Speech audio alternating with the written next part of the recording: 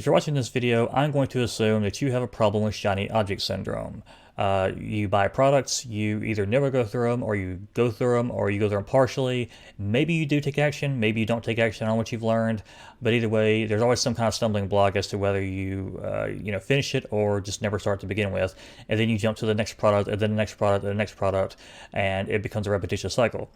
So in this video, I'm going to cover a few ways that I personally have learned to combat this problem in my own life. And if you are new around here, my name is Cliff, and I run an online business. I'm an affiliate marketer, and if you want to learn how I operate my business here on YouTube and affiliate marketing, all about that fun stuff, then check out the link in this video description. Or if you're listening to this somewhere, go to affiliatefortress.com, and that will set you on the right path. With that said, let's jump into this video and find out how to combat shiny object syndrome. Alright, so if you're listening to this, then you won't notice this, but if you're watching this video, then I apologize for the glare off my glasses. I got a lot of light coming out of my face, so if I take my glasses off, it's going to mess with the way that I see, so anyway, it's not that burdensome, just kind of bear with me here. So how I combat shiny object syndrome. Number one, don't buy stuff you know that you're not interested in. That might sound pretty obvious, but you would be amazed at how many people see a product that they're not typically interested in, but it says on the sales page that you can make $100 a day, that you can make $100 a day, or however much money per day with absolutely no experience starting from zero, and that pulls people in. I know this because it's pulled me in plenty of times. So let's look at a few examples here. Example number one, do not buy a product about getting offline clients if you hate offline stuff. I would say the same thing about online. If you're not interested in online businesses, then don't buy stuff that has to do with online businesses. But really, you need to know how to do stuff online. So yeah, don't buy offline based products if you're not interested in doing anything offline. That's one example. Another example is do not buy e-commerce products if you don't like selling physical products.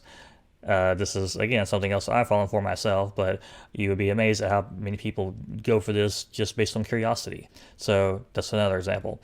And my final example here is don't buy stuff like done-for-you social media image packs that you're never going to use. If you don't have social media, then you might think about getting social media, but until you really have social media in a way that you're going to share image packs, then don't get this. I've been guilty in the past of getting these thinking, oh, well, 6 months down the road I'll use this, or a year down the road I might use this, and then I just end up using Canva at the time for my images. So I'm not saying that they can never come in handy, but it's really easy to just buy them and then put them in a folder somewhere and then completely forget about them. So if you know that you're probably never going to use the image packs, or if you purchased image packs in the past but never used them, it's probably not a good idea to get another pack of images that you're probably never going to use. If you think you might use it, then I'll get to I'll get to that in a minute. So those are my three examples for the first one, which is, again, do not buy stuff that you know that you're not going to be interested in. And unfortunately, some people don't know what they're interested in, so they kind of have to buy products here and there, but you quickly learn what you're interested in. Number two, be aware of seductive sales copy. Learn to understand what certain words and phrases are really saying on the sales page. So I'll give you an example of this. For example, if you read something like free viral traffic, then free viral traffic, it insinuates tons and tons of exposure.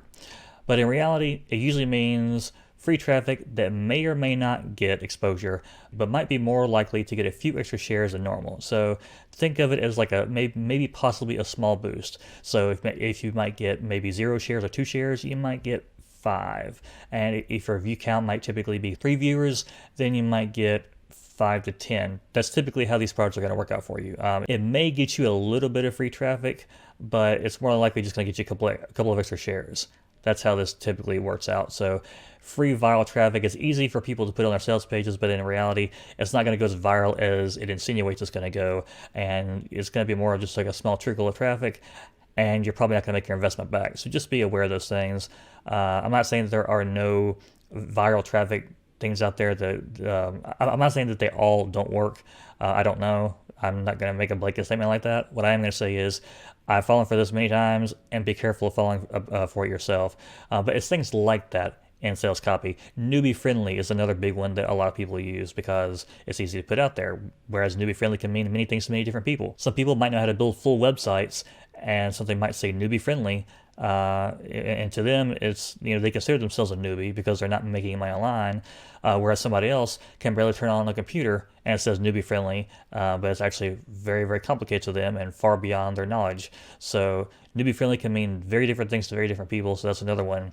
Just an example I did not put in my notes here, but it's one to look out for. So, these are things that you'll pick up over time, but just learn to understand what certain words and phrases are really saying on a sales page or in sales copy in general. That will really help you out and will really kind of help you to identify things before you buy them, and it'll just help warning signs pop out to you more. So number 3, this is one that I personally have had a good amount of success with. I've had success with with all the things I mentioned here, but this is one that has helped me, and really within like the last year.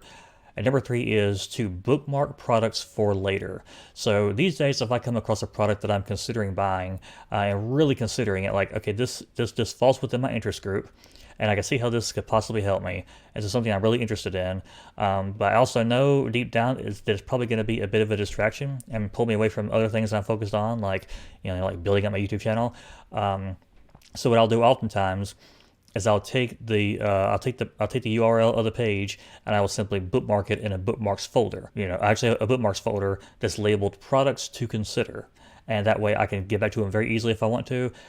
But if you know anything about bookmarking stuff, as I'm sure many of you bookmark stuff quite often, when you bookmark something, you typically just forget that you even bookmarked it because you're like, oh, it's okay. It's saved in a warm, cozy spot where I can easily access it. And then at the time you find it a year later and you're like, oh, I forgot all about that. So I started applying that same logic to products that I want to consider, and I'll just bookmark them in a bookmarks folder, or however you want to bookmark your stuff.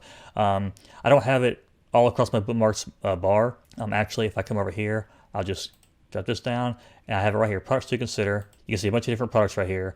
These are all products I've considered getting, but I just never actually did. And pro tip, this can also apply to upsells as well. You can take the URL from an upsell in a product funnel and bookmark that as well. That's something else that I've done that will also save you money. Yeah, bookmarking products in a bookmark folder is something that's really helped me out quite a good bit. Did I put anything else down here?